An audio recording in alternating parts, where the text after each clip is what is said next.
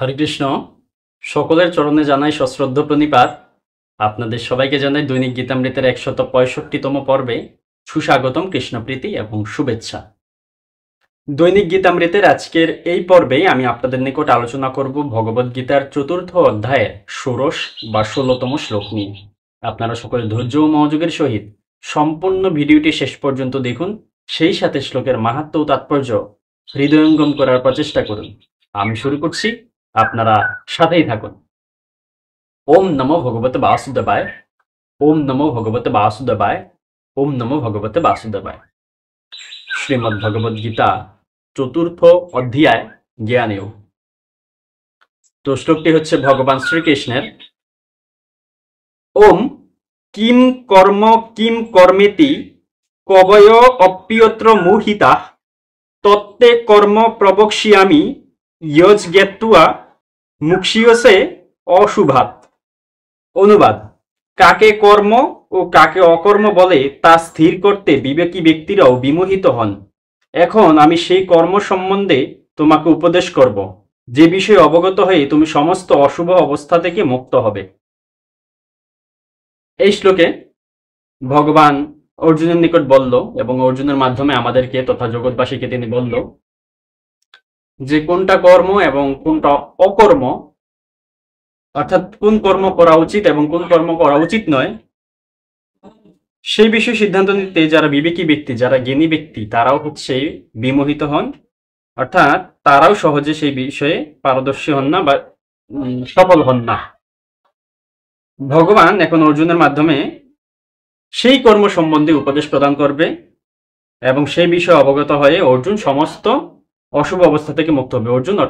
অর্জুনের মাধ্যমে গোটা জগৎবাসীকে বলল, অর্থাৎ অর্জুন তথা আমরাও সমস্ত অশুভ অবস্থা থেকে মুক্ত হব যদি আমরা সেই কর্ম সম্বন্ধে ভগবানের কাছ থেকে উপদেশ শ্রবণ করি এবং কোনটা কর্ম কোনটা অকর্ম সেই বিষয়ে সিদ্ধান্ত নিতে পারি।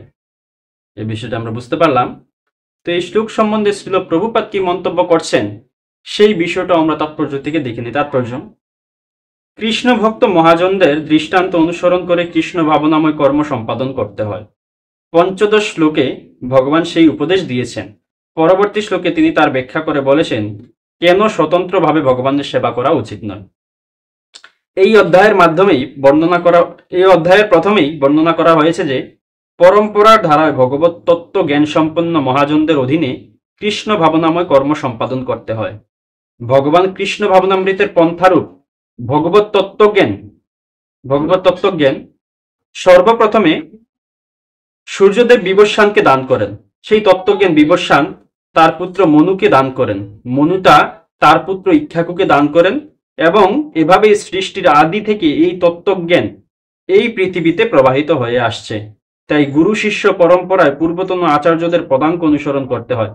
তা না করলে এমনকি অত্যন্ত বুদ্ধিমান মানুষও কৃষ্ণ ভাবনাময় কর্মের যথার্থতা সম্বন্ধে বিভ্রান্ত হতে পারে। সেই জন্যই ভগবান নিজে অর্জুনকে সেই তত্ত্বজ্ঞান সরাসরি দান করতে মনস্থ করলেন। অর্জুনের পদাঙ্ক অনুসরণ করে যদি কেউ সরাসরি ভগবানের দেওয়া এই তত্ত্বজ্ঞান আহরণ করেন তাহলে তিনি আর বিভ্রান্ত হবেন না। কেবলমাত্র ত্রুটিপূর্ণ পরীক্ষা নিরীক্ষার মাধ্যমে অভিজ্ঞতালব্ধ জ্ঞানের সাহায্যে ধর্মীয় পন্থাগুলি কখনোই নিরূপণ করা যায় না।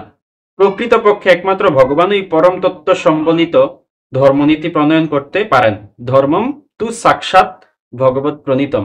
শ্রীমদ্ ভাগবতের ষষ্ঠ স্কন্ধের ৩য় অধ্যায়ের ৪৯তম শ্লোক। ত্রুটিপূর্ণ জল্পনা কল্পনার মাধ্যমে ধর্মীয় রীতিনীতির উদ্ভাবন করা যায় না। ব্রহ্মা, শিব, নারদ, মনু, কুমার, কপিল, প্রহ্লাদ, ভীষ্ম, সুখদেব গোস্বামী, যমরাজ, জনক এবং বলি মহারাজ আদি মহাজনদের পদাঙ্ক অনুসরণ করতে হয়।